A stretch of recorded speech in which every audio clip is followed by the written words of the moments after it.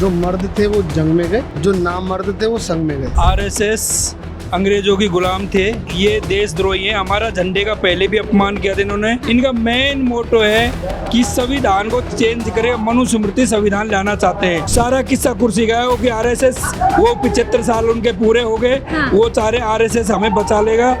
नरेंद्र मोदी अपनी पार्टी का ही नहीं है, अब देश का क्या होगा, अपनी औरत का नहीं, हमारा क्या होगा। भगवान के नाम पे मोदी जी ना बेवकूफ बनाते हैं पब्लिक को, गुमराह करके अपने वोट लेते हैं। अभी 10 साल हो गए उन्होंने, बिहार में 10 साल पहले डाल दिए उन्होंने, वो कहाँ से डाल दिए बताइए। दिल्ली में 25 रुपये बोला था उन्होंने देने के लिए, अभी तक क्यों नहीं दिया उन्होंने। आरएसएस का देश की आज़ादी के अंदर कोई भी बलिदान नहीं दिया। इस टाइम ये लोग सत्ता के अंदर हैं, सत्ता में रहने की वजह से ये लोग कुछ भी कर रहे हैं, मगर इनको ये नहीं पता है कि जब ये इनकी सत्ता से टूट जाएंगे तो इनका क्या हाल होगा। वोट चोरी से आप सत्ता में काबिज हो गए। अब ऐसा लाके जो इन्होंने वोट बनाए, अवैध वोट बनाए, जो बंद बंद कमरों में 80 वोट बना दिए, बंद बंद कमरों में एक बंद बिल्डिंग है उसमें 250 वोट बना दिए, तो ये आप उसको खत्म कर देगी और बोलेगी देखिए हमने SIR लागू कर दिया। नमस्कार, 4PM न्यूज़ नेटवर्क देख रहे हैं आप और मैं हूं आपके साथ शाहीन खान।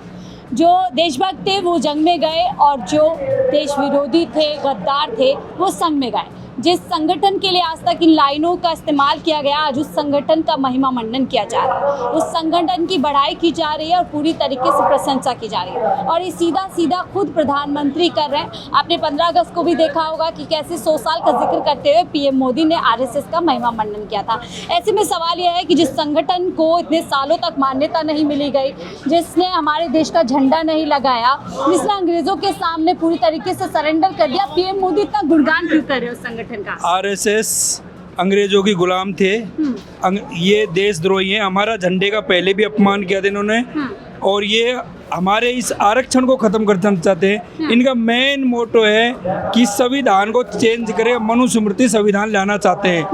आरएसएस का मेन फंडा ये है। आरएस देशद्रोही पार्टी है, वो एक आरएस एक गुट है, वो बीजेपी का एक अंग है और बीजेपी को सपोर्ट करने वाला आरएसएस है। और हमारा जो संविधान बाबा साहब ने बनाया उसको खत्म करके मनुस्मृति का आरक्षण, तो मनुस्मृति वर्सेस संविधान होना चाहता है। हाँ, ये करना चाहते हैं और वो हम नहीं होने देंगे। आने वाले टाइम में हम बीजेपी को उखाड़ के फेंक देंगे। कुछ दिन बाद मोदी कह रहे सबसे बड़ा राष्ट्र संघ अगर कोई है, राष्ट्रभक्ति का संघ कोई, तो वो RSS है। वो राष्ट्र भक्त नहीं है, देशद्रोही हो अगर पार्टी है तो RSS है। अगर देश भक्त है तो हमारी भीम आर्मी है। इतनी तारीफ क्यों हो रही है RSS की? RSS की सिर्फ मोदी जी प्रधानमंत्री बने रहना चाहते हैं, इसलिए RSS को सब सारा किस्सा कुर्सी का है। सारा किस्सा कुर्सी का है वो कि RSS वो 75 साल उनके पूरे हो गए, वो सारे RSS हमें बचा लेगा। नरेंद्र मोदी अपनी पार्टी का ही नहीं है, अब देश का क्या होगा, अपनी औरत का नहीं, हमारा क्या होगा। 100 रुपए का सिक्का जारी कर दिया, बलिदान गिनवा रहे हैं। उनका कोई बलिदान नहीं है। देश को, हमारे देश के जो पैसा है, GST है, कुछ उद्योगपतियों को दे दिया गया। हम लोगों को तो लूट लूट के खाया है।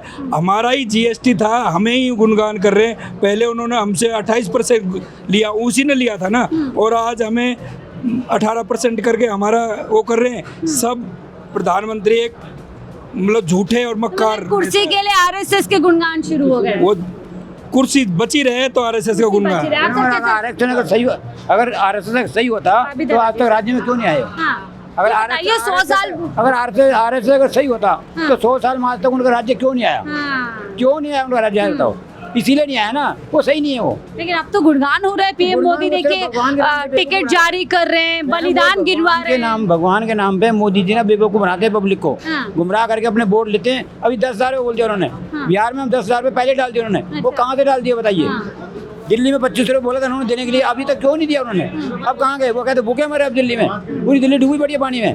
कहाँ गए पैसे दिल्ली के फिर? RSS की इतनी तारीफों के पीछे दिल्ली को कैसे चमका दिया था, अब ये कहते पैसे ही नहीं हमारे पास में, कहाँ गए पैसे अब। लेकिन मेरा सर सवाल वही है घूम फिर करके कि अचानक इतनी तारीफ क्यों होने लगी? तारीफ नहीं है, ये सिर्फ चंद पैसे वाले जो लोग हैं ना, वही इनकी तारीफ करते हैं बस खाली। अपने लोगों को पैसा बांट बांट के बैठे उनको तारीफ करवाते हैं खाली बस। अब बताए आपको 100 सवाल के एक सवाल, 10,000 रुपये पहले क्यों डाले अकाउंट के अंदर, 2500 रुपए दिल्ली में अलाउ किया था महिलाओं को। मतलब जहाँ चुनाव है वहाँ पर पूरी तरीके से पैसा बाहर दे के है। 22 साल वोट ले लो बस, अच्छा। राज्य बन जाओ, 5 साल के भाड़ में जाओ। अच्छा। जितनी योजना अभी छोकरी है उन्होंने एक भी नहीं बनेगी वहाँ पे बिहार में, एक भी लागू नहीं होगी। जीतने के बाद देख लेना, एक लिख के देना आप। तो तमाम हाँ। सर जो आरएसएस का इस समय में महिमा मंडन किया जा रहा है, तारीफों के पुल बांधे जा रहे हैं, क्या उन तमाम लोगों का अपमान है जिन्होंने देश के लिए बलिदान किया? आज कहा जा रहा है आरएसएस ने बलिदान दिया।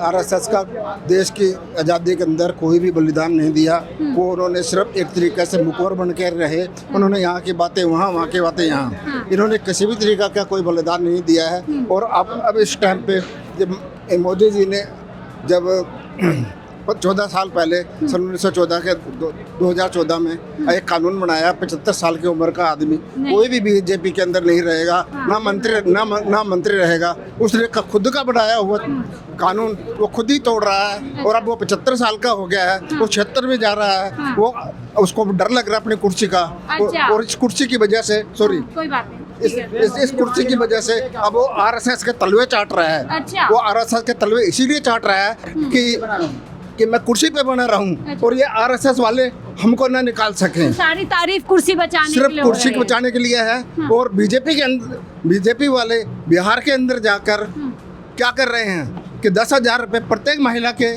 खाते के अंदर डाले हैं। वो किस लिए डाले गए हैं ये हम उससे पूछना चाहते हैं कि 10,000 डाले हैं वो एक ही बार डाले हैं कि हर महीने डाले गए, किस लिए डाले हैं ये? कह रहे संघ के लिए राष्ट्र सर्वोपरि है, देश सबसे ऊपर है संघ के लिए।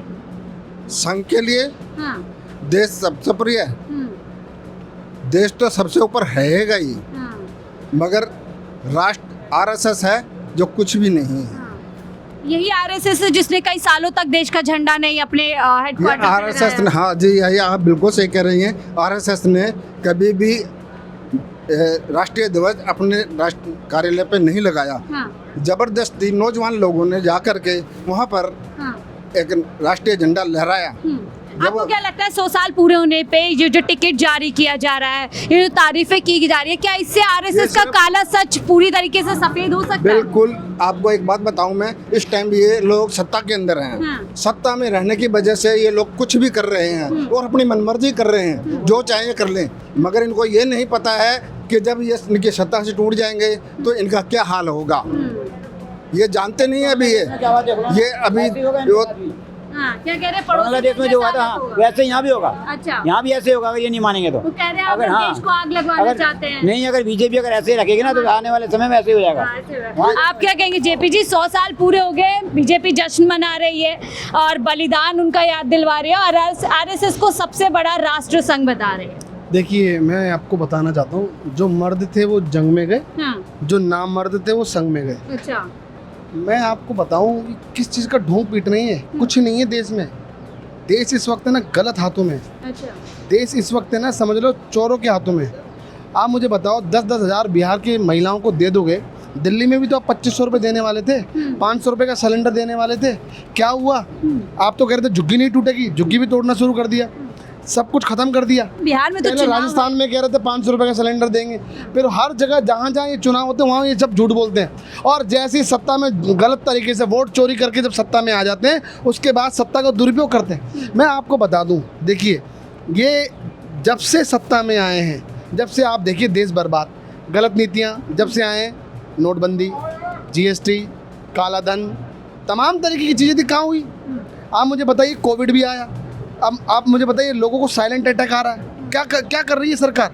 उस पर कोई काम नहीं कर रहे। झूठ, हम ये दे देंगे, हम वो दे देंगे, हम ये कर देंगे, वो कर देंगे।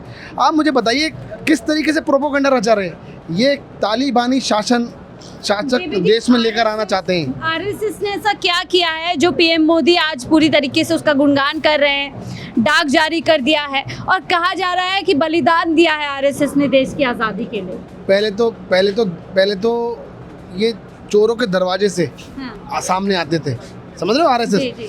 अब क्या है, अब इन्हें पता है कि कुछ भी करके थोप दो, हाँ। देश में डाल दो आरएसएस का, नहीं तो अब हमारे जाने के दिन है।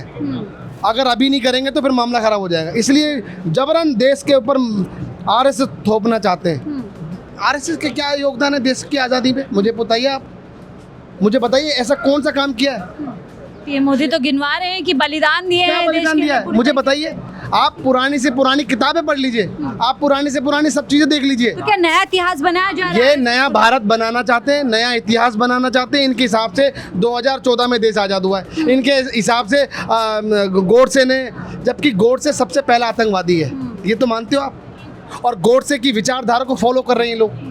अब आप मुझे बताइए, सारी चीज़ सावरकर, तमाम तरीके की जो गोवल वीर वर्कर, सावरकर कहते हैं। अरे वीर नहीं है, माफी खोर है वो।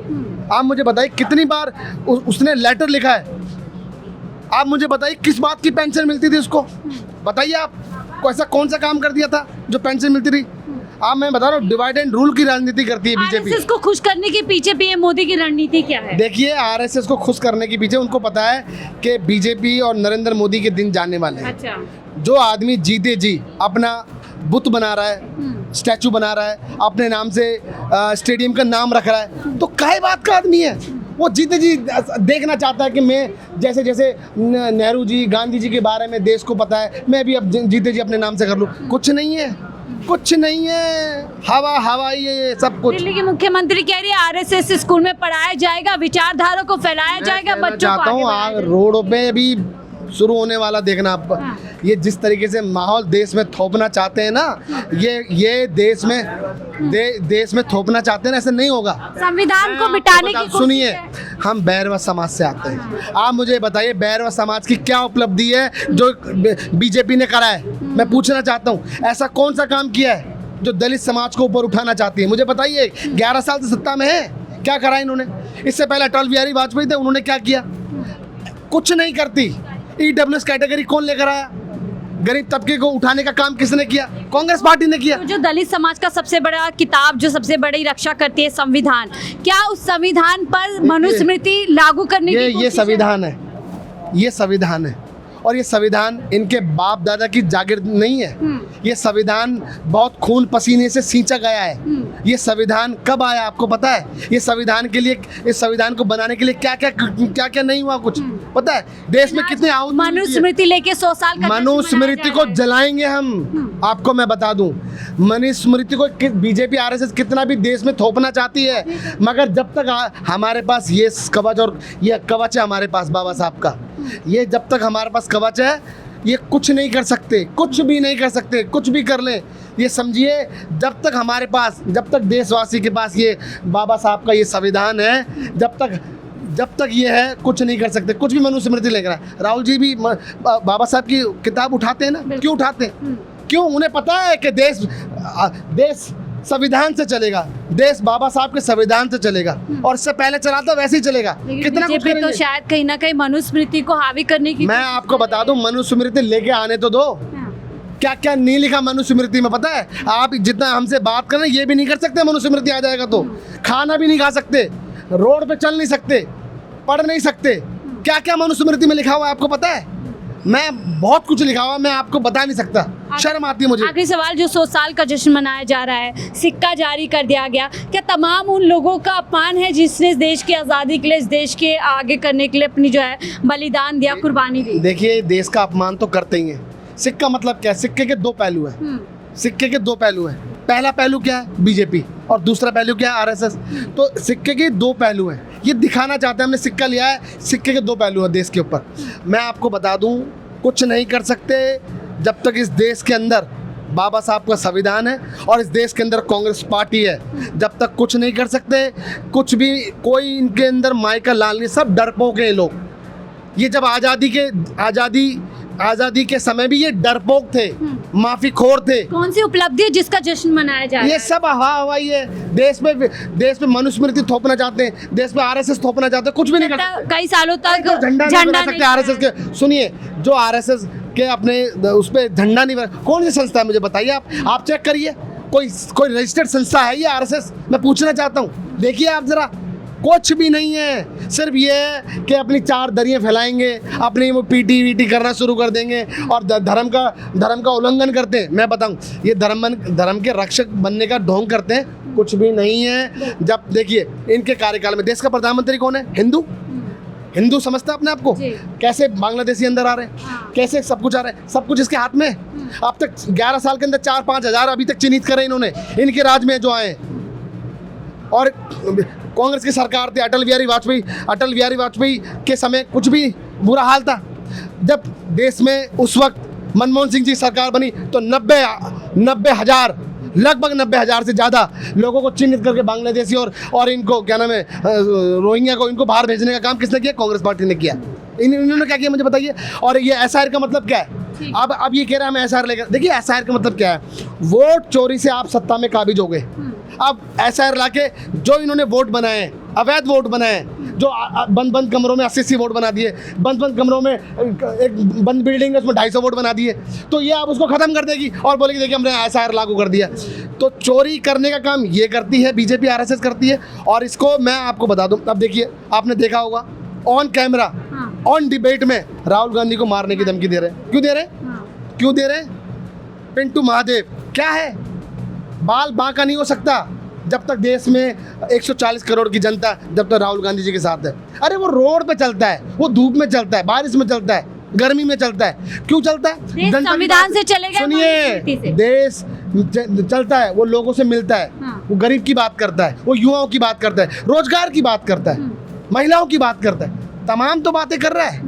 और उसके बावजूद ये क्या कर रहे हैं? आप देखिए ये क्या कर रहे हैं। ये मनुस्मृति लाना चाहते हैं, देश को डिवाइड एंड रूल करना चाहते हैं। अब तो बिल्कुल अंग्रेजों को शासन कर देंगे। मैं पूछना चाहता हूँ, अंग्रेज को बड़ी मुश्किल से भगाया था, कब तक की लड़ाई लड़ी थी? 200 साल की।